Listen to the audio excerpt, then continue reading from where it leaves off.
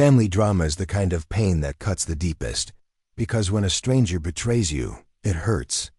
But when your own brother does it, it destroys something inside you. The day my father died, I expected grief. But I didn't expect the betrayal that followed. And I definitely didn't expect to uncover a secret so ugly. It forced my entire family to confront the truth. My brother didn't just steal from me. He stole from everyone, and I made sure he confessed in front of all of them. I've always been the quiet one in my family, the youngest.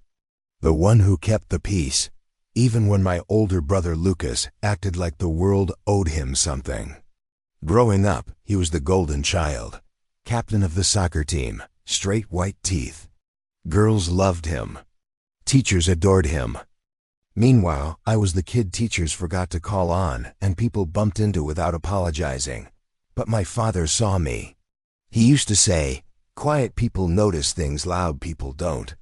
He didn't show affection often, but when he did, I held on to it. When he passed away last year, it felt like someone punched a hole through my chest. But grief wasn't the worst part.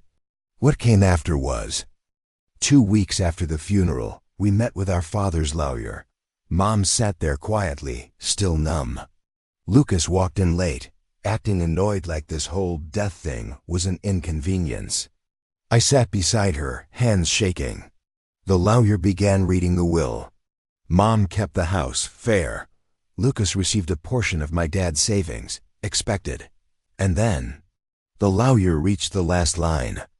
As for my youngest son, Matthew, I leave him the inheritance I worked on quietly for 12 years. My heart stopped. Inheritance? I didn't know there was an inheritance. But the lawyer continued. A separate account, designated solely for Matthew, to support whatever dream he chooses to pursue. My throat tightened. Dad believed in me, more than I ever knew. The lawyer handed over an envelope, sealed, heavy. Inside it would be details, account info, everything. Except, it wasn't inside. The envelope was empty. The lawyer frowned. This shouldn't be empty. Lucas looked away too quickly. My gut dropped. No, he wouldn't. But I saw something in his eyes, guilt, and then I spotted it. A faint rectangular shape in Lucas's jacket pocket. He had my inheritance. And he didn't even try to hide it well. I pulled him aside after the meeting. "Where is it?" I asked. He blinked. "Where's what?" "Don't play dumb, Lucas. Dad left me something, and you took it," he scoffed. "You seriously think Dad would leave you anything real? Come on." I felt the insult hit old wounds. "Give it back," I said, voice breaking. He leaned in. "You're too soft. Dad knew it. I know it. You just waste it." I stared at him, speechless.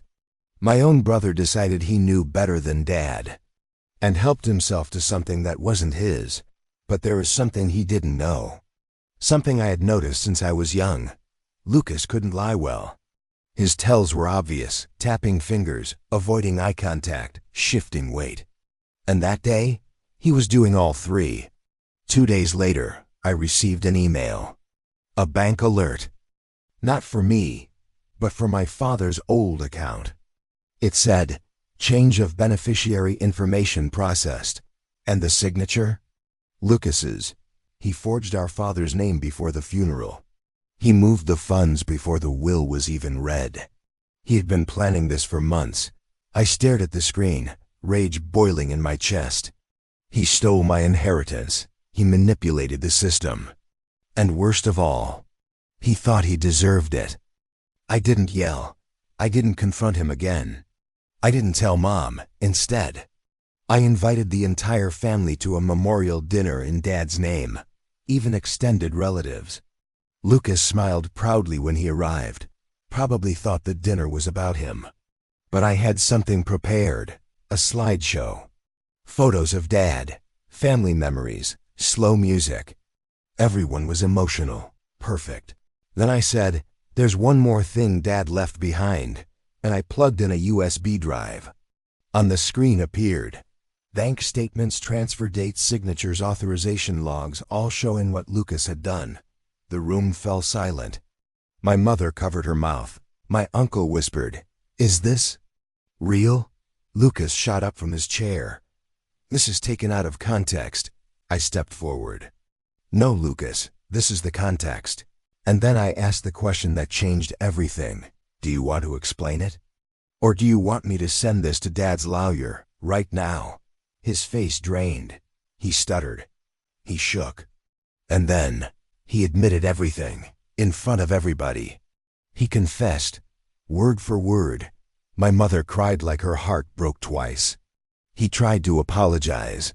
Tried to say he needed it more. But no one believed him anymore. Every mask he had ever worn shattered. The family forced him to return every cent. The lawyer reopened the case. The transfer was reversed. The inheritance came back to me legally and fully. Lucas moved out of town shortly after. Not because anyone kicked him out, but because Shane did. As for me, I opened the envelope my dad left, the real one, retrieved by the lawyer. Inside was a handwritten letter. "Matthew, your strength has always been quiet. But I know one day it will be louder than anything life throws at you." I read it 5 times. My father believed in me, and now? So do I.